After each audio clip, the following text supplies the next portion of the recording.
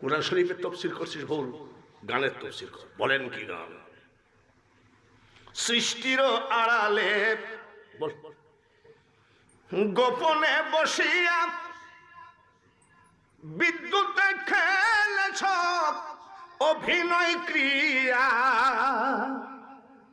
জ্ঞানী গুণী তোমার চাতুর্য দেখিয়া হারিয়ে বসেছে প্রাণ, কে তুমি হে সখা আড়ালে থাকিয়া হরিলি দাসেরই প্রাণ।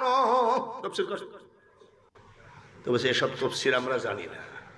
আমি তাহলে তোরা তফসির শিখিয়ে আইগা মাইজ ভান্ডার শরীফ থেকে বা যে কোনো পীরের একটু দরবারে যাই, পাখানা জড়াইয়া ধরগা।